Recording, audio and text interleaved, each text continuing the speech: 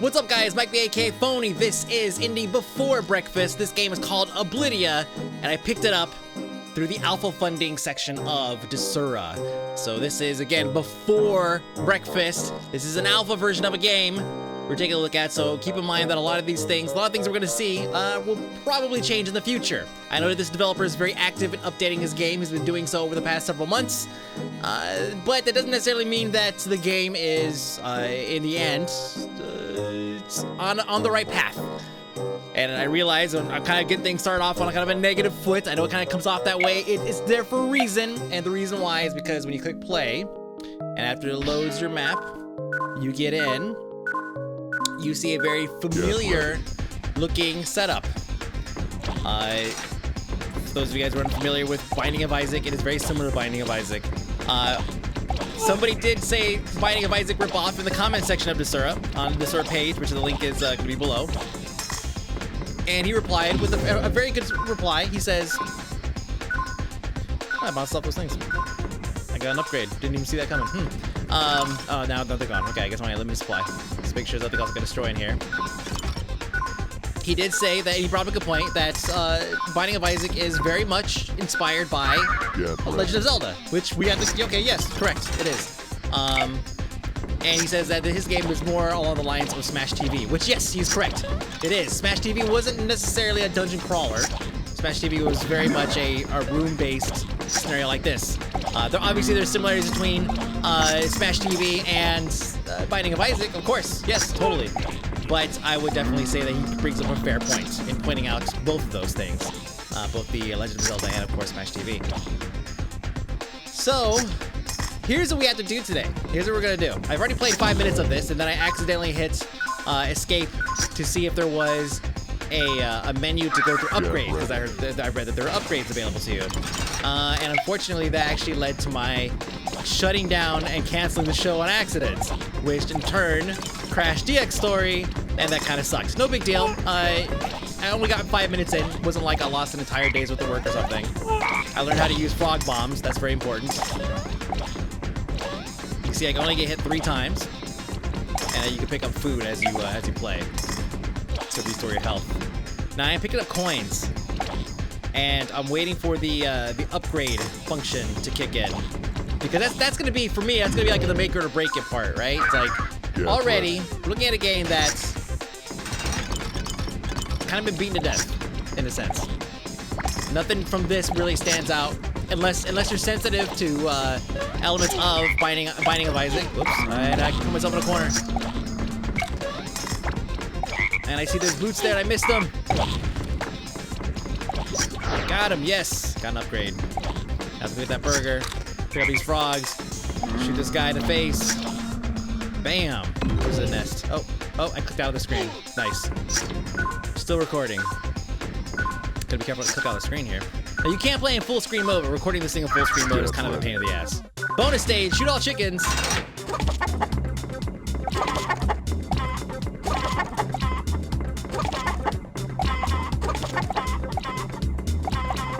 I'm literally just kind of spray and pray there. All right. I got coins. Not entirely sure what I'm gonna be spending them on just yet. And I have 2 different types of bombs too. Get ready. Now I can see that he's going for a bit of a humorous approach to this gameplay style, whereas Binding of Isaac, that guy looks really familiar. Where do I know that guy from? The look on some of these characters look very familiar, and for some reason I can't. Like I see this is Mike from Monsters Inc. The other guy, the little devil guy, what is he from? Oh, I know it, like from Foos. From Foos videos from back in the day. I can't remember his name. Anyway, familiar looking characters. So now that's it. Now unfortunately, I've not beaten the Dungeon of Doom, so I have to go back and repeat the content over again here. Which I get it. It's supposed to be a painful dungeon crawler style game. We'll call it necessarily a roguelike. Click out of the screen again. That's super annoying. Character stuck running up.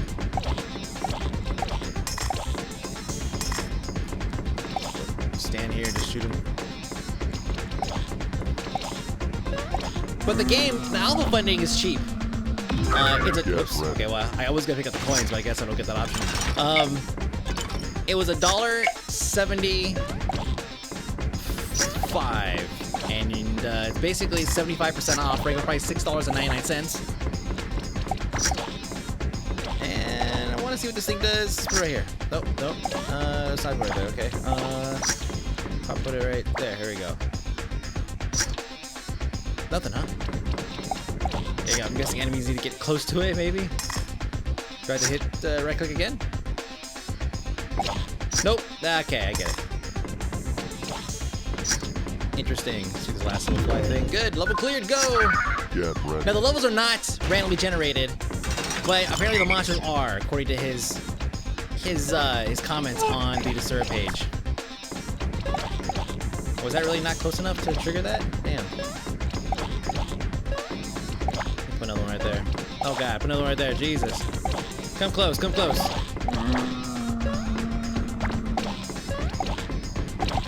There we go.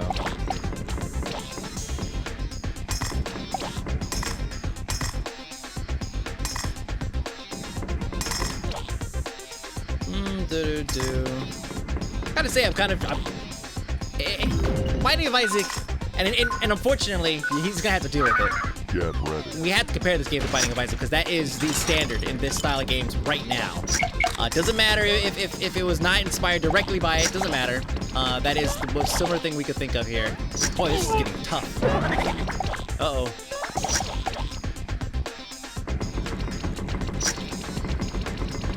I'm doing no damage. I got a cool mask. But my click speed has been increased exponentially. Or my fire speed. Got some frogs. Damn, can I keep this mask? That's great. So what the upgrades he's talking about? I would assume. Oh, there, I left it there.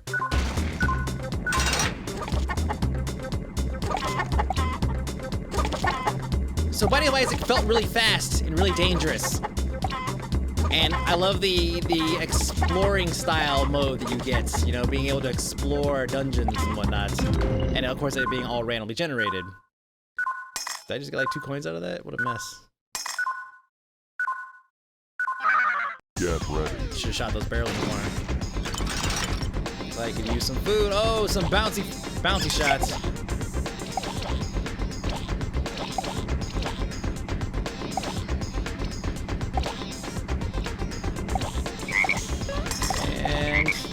There's that guy again. I'm telling you, Foos UT.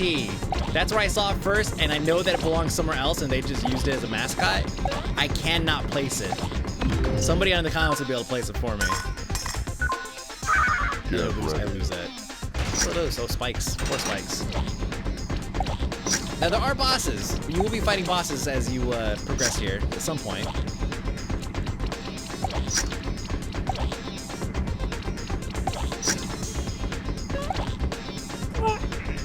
So far, not a ton of variety in the mobs in terms of what they do. Boom. Nice. I mean, basically a mob comes out of the wall and comes walking towards you. Some of them, like, their heads come off and they'll continue to run around aimlessly without their head. Let's get this.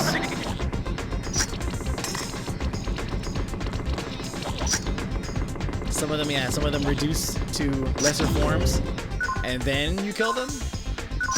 Get ready.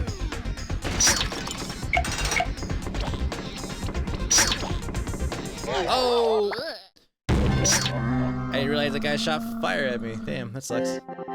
Oh, my mouth. How did I not do better than the first time I went? Holy crap. Definitely doing something wrong. Let's go give it another shot. I don't know how are you supposed to get through all these levels? Like, this thing gets pretty tough. Eventually you'll get through, but the difficulty increase is pretty rough. Not that I mind completely, but that's a lot of levels to go through without a save. And once again, I want to remind everybody this game is in alpha. The version that's available right now for purchase is indeed an alpha version. The alpha funding system on Desura is, I think, a great system. It helps keep money flowing to developers. And as you guys know, being an indie developer, you don't necessarily have money flowing when your game is not finished. So you put it out there and try to raise some funds by, crowdfunding, which is why, Kickstarter exists. Kickstarter functions a little bit different in that Kickstarter is, you pitch a project, the project gets funded. In this case, you put your game up, and people will just simply buy the game. And then they have access to every version afterwards. So I paid $1.74 for this game, so if this game somehow magically transforms into like some amazing twin-stick shooter in space, then guess what? I now own a twin-stick shooter in space. That's it, that's the way it works. Those spikes only go up, huh? I mean, really, how many frogs do I need here? There's a face, Jesus. Keep an eye out for that. Bam, level cleared. Get ready. I need some health. Where the guy's at? There we go.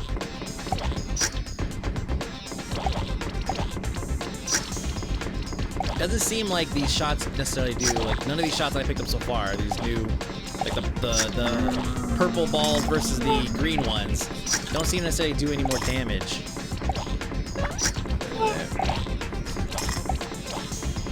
I do like the porcupine mines. Pretty nice. Oh, bam! Next level. Still doing terrible though. Hey, where are those coins going? Picking them up doesn't seem to do anything.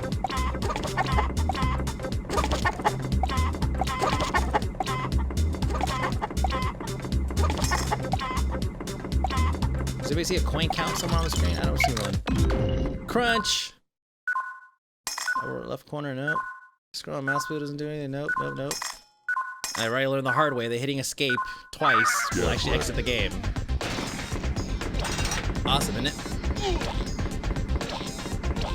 I'll tell you what, if this guy wants to have a leg up on the competition, desperately needs to add controller support. It's a twin-stick shooter. It's not like we've not had twin-stick shooters in the past. Oh, super speed! What a difference that makes. Come on, come close. There we go. Add controller support, and at least you have a leg up on other games of this genre. Other game of this genre. Get ready.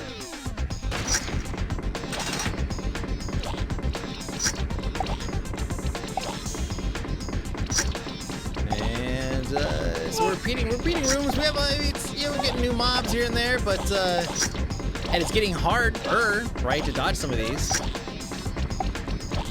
Oh, there's a mask there. Get it. One more hit and I am done. The reduction of health sucks.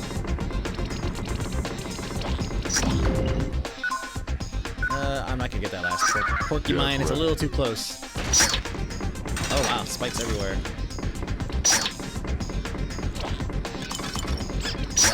Oh!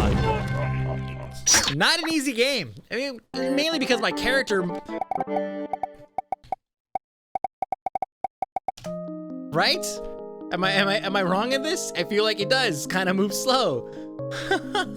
So look, here's the thing. And this is something that the developer is going to have to deal with. You have to deal with this. Binding of Isaac exists. It is a good game. It is fun. It is simple. You go in, you have yourself a good time. It's a little bit, it's a little abstract in its presentation and its story. You, creator of Obludia, you have to show me, the player, why this game is going to be better than that game. That's your competition. If you want to make a game that's just like, oh, it was kind of like Binding of Isaac, just not as good because of something or whatever, not quite as in-depth, or the gameplay is not quite as tight or whatever, then you're not going to appeal to a very large audience because, again, a game already exists. This is similar to the World of Warcraft thing, right? World of Warcraft has 9 million people playing the game. If an MMO launches and it gets 500,000 subscribers, we consider that a success. And the reason why is because nobody can dethrone, quote unquote, World of Warcraft. So you have to, in a sense, show me why this game, so far, as much as I played and as many rooms as I cleared, I've not really gotten a sense that anything is coming. Yeah, sure, I got new traps, I got all that stuff, but I've not really gotten anything else. So, what is it that I should expect here? So here's what I'm gonna do. as I will with all indie before breakfast games, I'm gonna keep an eye on them. I'm gonna write them down, and about once a month or so, I'm gonna jump in and check to see if there's any noticeable changes. Notable changes. Then I will jump back in, and I will take a look at it, and I'll make an indie for breakfast once it gets to a more release state, maybe like a beta, right? Or closer to actual launch. Like I would consider a game like Don't Starve, which is in beta. That would be an indie for breakfast, not a before breakfast, if that makes any sense. But right now, this game is currently in a state where it's very, very simple. It's more of a concept. And so far, you know, I'm looking forward to seeing if there's anything more that's going to be added to this to make it fun, to make you want to come back and play. Because right now, you know, it's just all right. It doesn't stand out. Are you going to put it on iOS? I don't see any notes anywhere that says this is going to be happening. So that's it, guys. Sorry, I don't mean to rant or anything, but you know, in Indie Before Breakfast and Indie for Breakfast, you know, if I feel that something needs to be said, I'm gonna say it, and I feel that these things need to be said. If you're a indie developer, show me why your game is gonna be better than something else that is very, very similar, that's already on the market, and that's already pretty popular. And that's it, guys. Mike the aka Phony, Indie Before Breakfast. Game's called Obludia. If you guys want to check it out, you can go and pick it up through the alpha funding section. There's a little tab that says alpha funding on the front page of the Go to Desura, click on games. You can see a tab that says alpha funding. Click on that, and you will find Obludia, or alternatively, you could just search for it, and you will find it that way. $1.75 will get you into the alpha. And again, if it turns into an awesome twin stick space shooter, then you just scored, didn't you? See you guys later.